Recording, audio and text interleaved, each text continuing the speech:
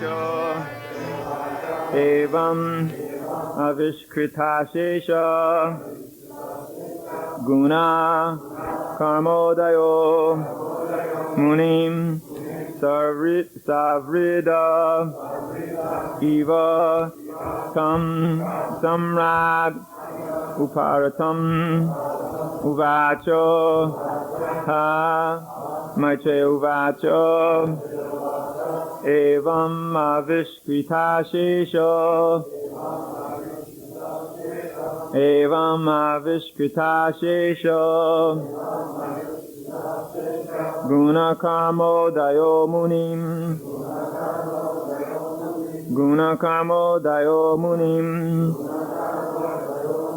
savrida ivatam samrad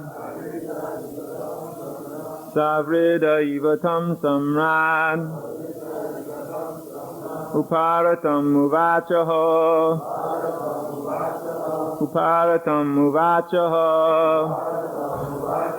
maitre uvacha evam avishkrita shesha guna karmodayo munim savrida ivatam samrad uparatam uvachaho Maitreya, the great sage Maitreya uvacha said, evam thus avishkrita, having been described, ashesha, all guna of the virtues, karma of the activities, udaya the greatness, munim the great sage, savridha feeling modest, eva as though, tam him Kardama, samrat Emperor Manu, uparatam silent, uvachaha addressed. Sri Maitreya said, after describing the greatness of the emperor's manifold qualities and activities, the sage became silent, and the emperor, feeling modesty, addressed him as follows. Manu vacha brahmasrijat susmukato yushman atma paripsaya chandomayastapo vidya yoga yuktan alamputan. Manu replied, to expand himself in Vedic knowledge, Lord Brahma, the personified Veda, from his face created you, the Brahmanas, who are full of austerity, knowledge, and mystic power, and are averse to sense gratification. Purport. The purpose of the Vedas is to propagate the transcendental knowledge of the absolute truth.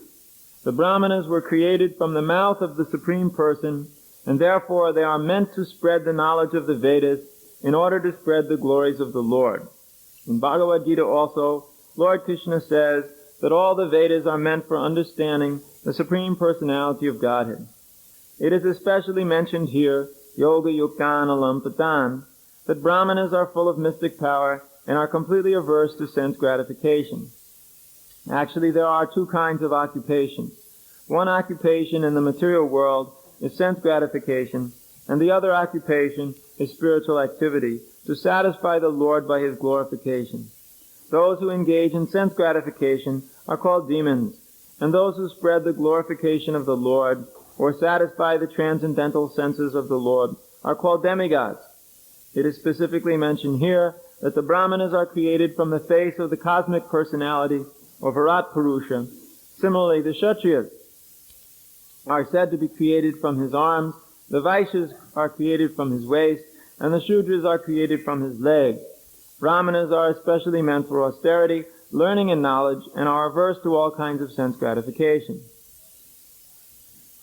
Manurvacha Brahma Shrujat Palamukato Yushman Atma Purupsaya Chandomayastapo Vidya Yoga Yuktan Alamputan.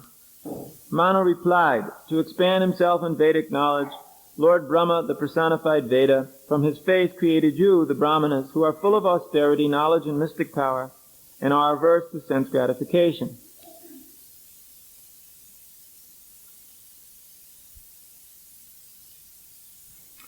So, transcendental knowledge is very sublime, for it brings all auspicious things within the society. If one has transcendental knowledge, then that transcendental knowledge can carry him over the ocean of material existence. Of course, transcendental knowledge is not independent of the spiritual master. Therefore it is stated, Acharya mam purusha veda, that he who has acharya knows what is what. He who actually has some spiritual master can understand what is and what is not. The science of discriminating between what is and what is not is a very deep science, and one which is not obvious. To understand or separate illusion from reality is one of the most difficult things that one could ever have to do, because there are unlimited forms of illusion in this material world. Maya can strike and try to entangle the conditioned souls in an infinite variety of fashions. Maya knows perfectly well how to entangle the conditioned souls, and the conditioned souls know perfectly well how to be entangled by Maya. So the combination is very bad. For the conditioned souls rest within the lap of Maya and accept whatever Maya gives as their activity or their desired way of life. In other words, the conditioned soul wants Maya, and Maya is there to make sure that the conditioned soul stays within illusion. So the Maya potency covers us over and pulls us down, and above all, it stops the preaching activities. The Maya potency is very expert to keep us all entangled on the mental platform, so that we do not consider anymore the importance of preaching the Krishna consciousness movement.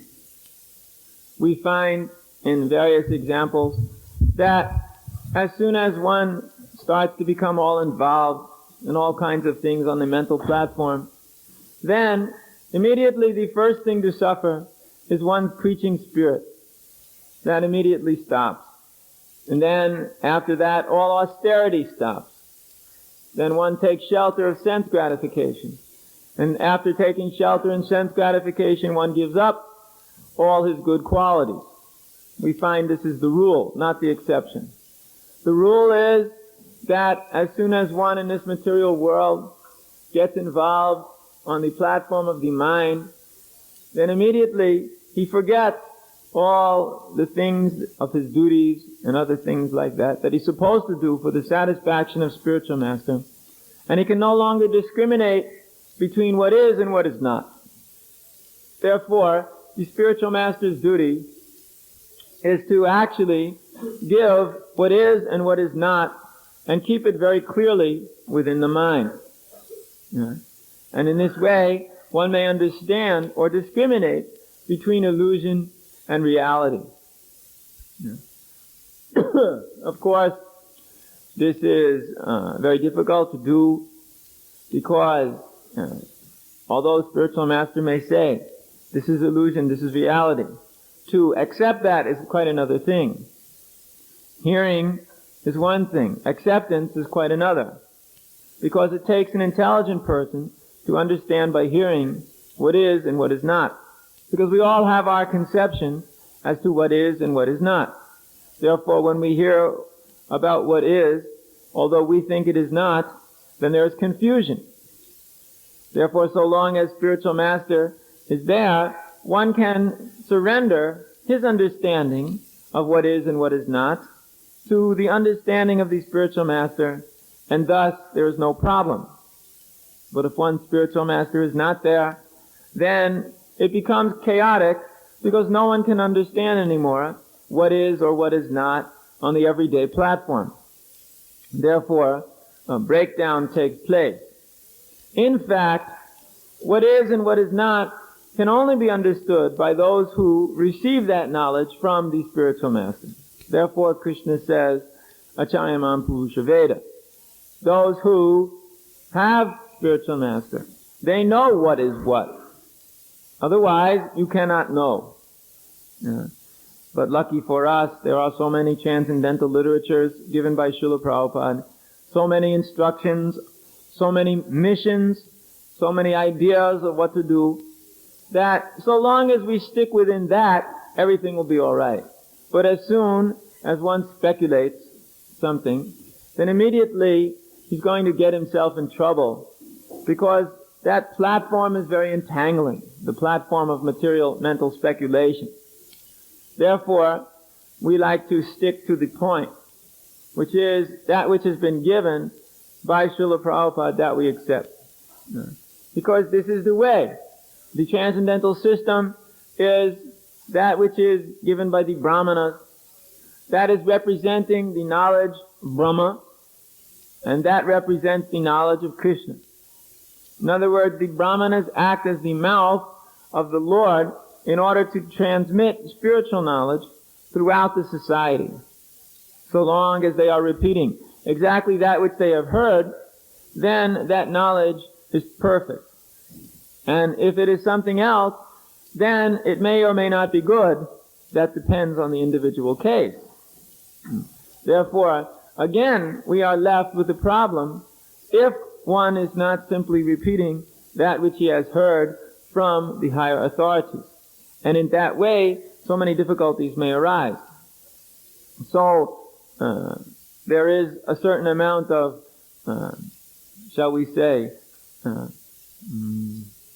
not credit, but a lot of good to be said in simply repeating what you have heard from your spiritual master. Although sometimes this seems to be dry and not very useful, it's like parrot repetition. In another sense, it's safe, because then you know that it's right. However, but this is not the method which is given in the Shastras, that one shall simply repeat like a parrot. Rather, one shall speak from the platform of his realization. It's like when the sages asked Sutta Goswami to repeat the Srimad Bhagavatam. They didn't say, kindly just get out your tape recorder and repeat exactly what you had heard there through the tape recorder. No. They said, please kindly explain to us those things which you think are important for us to understand as you have realized them. We know that you are expert in most portions of the Vedas, implying, don't try and tell us about those things which you're not expert in, but give us that knowledge in those fields which you know, and in that way we will get all kinds of perfect understanding. One should take from one who has knowledge that which he knows. You cannot expect one who doesn't know something to give you knowledge in that particular field. So therefore the Brahmanas were many and varied, and they all had their particular expertises in a particular field. And they were giving that within the society and disseminating knowledge, and everything was going well. Because they were acting like the spiritual masters of the Varnas, whereas the sannyasis act as the spiritual masters of the Varnas and Ashramas. So we find that in the social arrangement, everything can be nice so long as there's knowledge. And if there is something which is based somehow on ignorance, or something which is born of ignorance, like the mental platform, then there'll be so many disturbances within the society, and they will just simply get worse. Yeah. Of course, one may say, well, I have cause to be on the mental platform. What do you expect? Yes, that may be correct, but so long as one is on the mental platform, he's in Maya. Therefore, whether there's cause or not, one should not be on the mental platform if he expects to attain perfection in spiritual life. Attainment of perfection means to simply surrender to the desire and the instruction of the spiritual master and Krishna. One has to do what Krishna wants done. We have heard last night many questions about why should I surrender to the temple president? Why should I surrender to other authorities? I should only do what spiritual master says. That's all right. But then you are making spiritual master manage all of your affairs. And that is impossible. Therefore, a society is structured under the desire of Srila Prabhupada so that we have temple presidents, we have authorities within that temple, so that everybody can be engaged in a cohesive and complementary fashion. And that means that we should surrender to the system. Just like all the people within the Varnashram system, they had to surrender to the system. Because if you try to step outside of it and yet still act within it, there's going to be chaos. You can step outside of it, but that position is renunciation in the forest. But so long as one is within that structure, he has to act under the strictures of the system. Otherwise, then there's chaos and anarchy. And nowhere in the Veda is chaos and anarchy described as being something good. It's not at all good. Therefore, we have to follow like that. We have to, even if there's some defect. If there's some defect, it will be corrected gradually, either by the spiritual master or by Krishna. Somehow, defects can be corrected, or else there will be changes. But in the meantime, one should try and work along as cooperatively as possible, then everything will go on nicely. That does not mean that a leader may have an excuse to do whatever he likes whenever he likes. And if that is wrong and people are suffering, then he can say, well, you should just do it anyway. Do whatever I say. That is not very useful because, especially in societies which run on voluntary arrangements, one must be convinced of what he is doing is right. Otherwise, one will simply tend to simply give it up. This is a problem. This artificial, or excuse me, that's not the right word, or this premature renunciation, which takes place when one simply doesn't like to do what he's doing anymore. Therefore, we must work on the platform of duty, which is a higher principle than our feelings. We may have so many feelings. This world is full of feelings, emotions, mental arrangements. The mind and the sentiment are very much connected. And by having so many different feelings, emotions, ideas like this, one can speculate all kinds of things. But the thing which keeps everything proper is when one follows the principle of acting under duty. One does as he is obligated. One acts as he is obligated under all circumstances.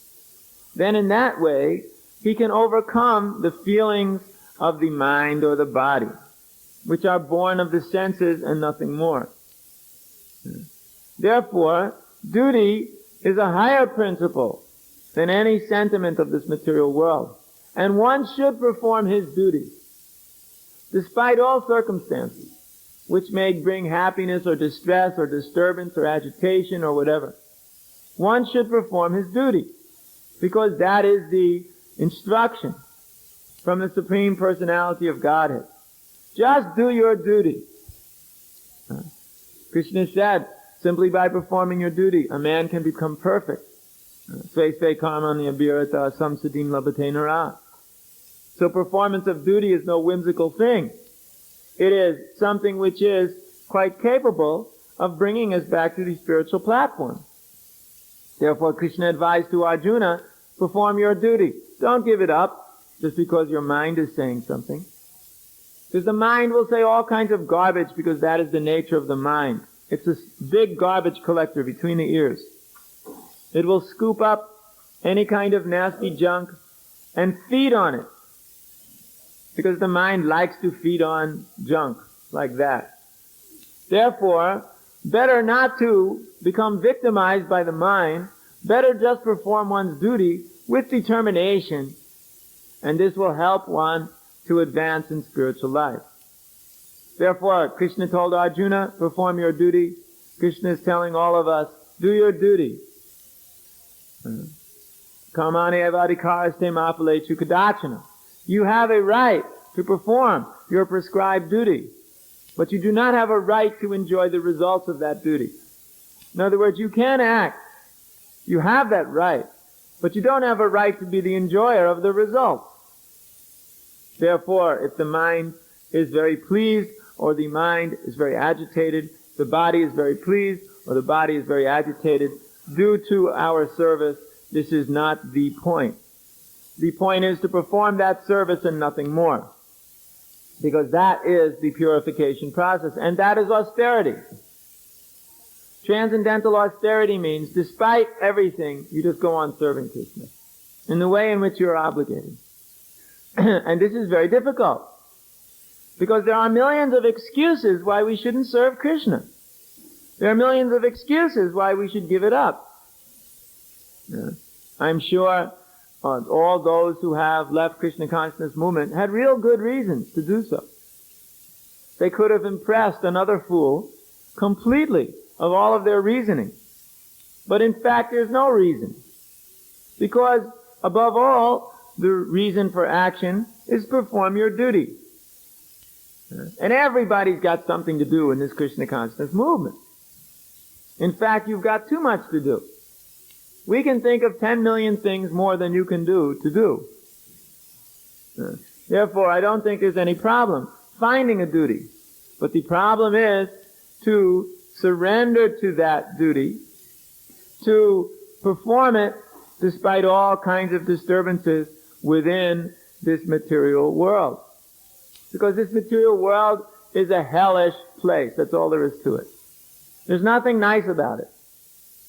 As soon as Queen Kunti says, Bhutanam yanmatak kalahi, as soon as there's some disturbance between people, everything's all agitated. In other words, simply by dealing with people, everything gets agitated.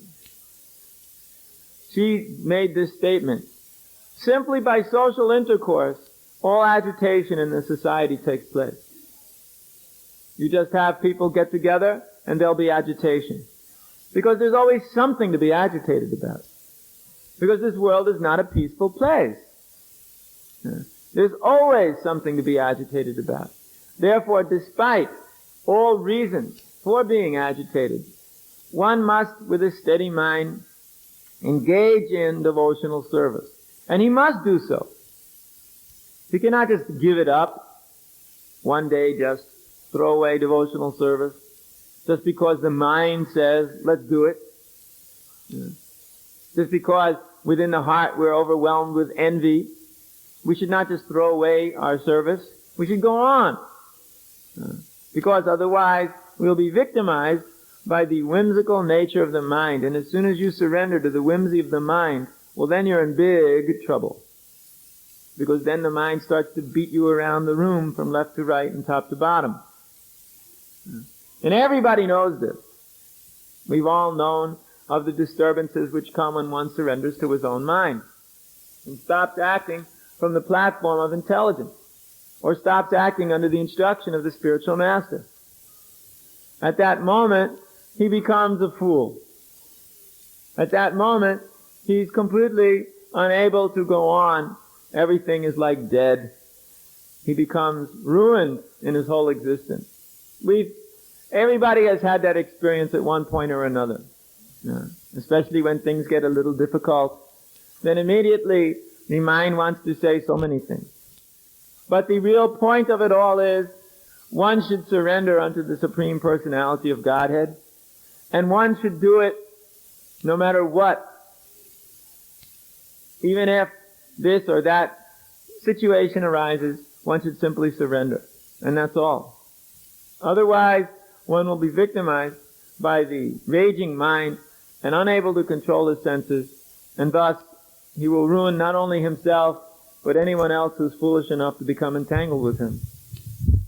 Therefore, the human society is regulated by knowledge given by the brahmanas who are not on the mental platform. If you're on the mental platform all the time, you're not much of a brahmana. Because a brahmaneti brahmana. You're supposed to know Brahman if you're a brahmana. And one who knows Brahman does not become involved in hankering and lamentation. Brahmabhuta prasanatmana sochachina kankshati. He does not anymore become entangled within hankering and lamentation. Lamentation, oh, this was like that, and that was like this, and this was this, and that was that. And hankering, oh, this should be like that, and that should be like this. Lamenting, oh, I lost this, and I lost that, and I was enjoying that, and now that's gone. Hankering, now I want this, and now I want that. Na sochati, na kankshati. No more hankering, no more lamentation. He who is simply hankering and lamenting for the past, hankering for the future, is not on the platform of Brahmanical existence. Brahmana must be freed from hankering and lamentation. Brahmabhuta, prasanatma. Then he becomes blissful. He becomes blissful. Otherwise, one becomes entangled. And that is the long and the short of it. The long and the short of the existence is, if you want to be a Brahmana, then you must act like a Brahmana by understanding what is Brahman, and therefore becoming freed from the mental platform of hankering and lamenting. Otherwise, one's title of Brahmana is simply a false tag on an unqualified personality. Therefore, the position of Brahman is heavy, because you have to know Brahman. And to know that, one has to be a little advanced. Quite advanced. Because in this material world, there are so many things that would want to drag one off of the platform of spiritual realization. And one has to be strong enough to avoid those things. And to help, the Kshatriyas are created in order to protect the Brahmanas. So we'll discuss text 3 also. And those who put verses on blackboards should have enough intelligence to understand what was the last verse that was dealt with. Then he can write the next verse on the blackboard. Text 3. Tat tranaya shujach chasman dok sahasrat sahasrapat hridayam tasya hi brahma shatcham angam prachakshate. For the protection of the Brahmanas, the 1,000-legged Supreme Being created us, the Kshatriyas, from his 1,000 arms. Hence the Brahmanas are said to be his heart, and the Kshatriyas his arms. Purport. Kshatriyas are specifically meant to maintain the Brahmanas, because if the Brahmanas are protected, then the head of civilization is protected. Brahmanas are supposed to be the head of the social body. If the head is clear and has not gone mad, then everything is in proper position. The Lord is described thus: Namo Brahmanya Devaya Go Brahmana Hitaya Cha. The purport of this prayer is that the Lord specifically protects the Brahmanas and the cows, and then he protects all other members of society, Jagadhitaya. It is his will that universal welfare work depends on the protection of cows and Brahmanas. Thus, Brahminical culture and cow protection are the basic principles for human civilization. Kshatriyas are especially meant to protect the Brahmanas, as is the supreme will of the Lord. Go Brahmana Hitaya Cha. As within the body, the heart is a very important part, so the Brahmanas are also the important element in human society. The Kshatriyas are more like the whole body. Even though the whole body is bigger than the heart is more important. So, the requirement is that Brahmanas are protected by Kshatriyas. So the Brahmanas don't have to worry about falling into the mental platform. If the Kshatriyas protect the Brahmanas nicely, then they don't have to worry about falling down onto the mental platform, because they are not being properly taken care of. So, therefore, all these elements of the society are very important. If the Brahman is unprotected, then he will tend to fall off of his platform of Brahman, because nobody will take care of him. Therefore, he must be protected. But if the Kshatriya is busy protecting a class of useless Brahmanas who are simply hankering and lamenting or fallen into the mental platform of madness, then the whole society also goes to hell. Because then all the people are victimized by such useless Brahmanas. So every portion of the society must be together, not just this portion or that portion. At least of these two classes, there must be a very close cooperation. One must nourish the other. One must protect the other. The Kshatriyas nourish and protect the Brahmanas by giving them organization such that they are freed from the disturbances of the mind that come due to bodily requirements, and they give them charity so they don't have to worry about where they're going to get their income. And the Brahmanas nourish the Kshatriyas by giving them blessings so that they may do their work very nicely, by engaging them in spiritual practices which are for the benefit and welfare of the whole society. So together, these two elements of society work very nicely.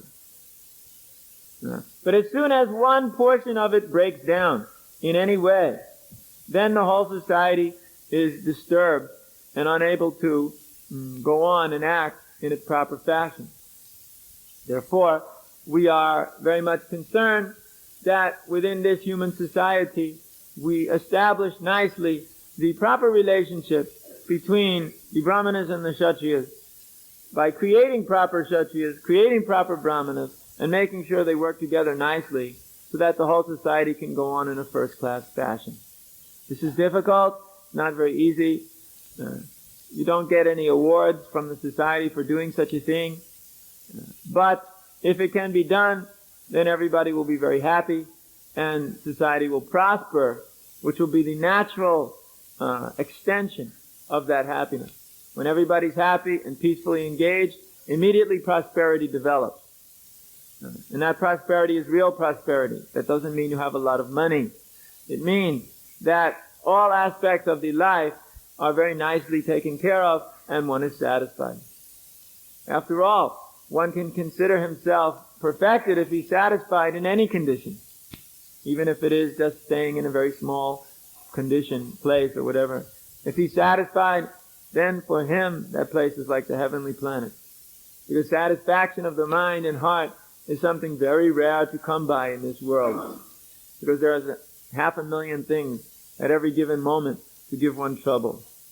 So let us try and transcend the platform of the material nature, of the material suffering conditions of life, and attain the platform of surrender to Krishna and become very happy and satisfied. All right, Harikesa.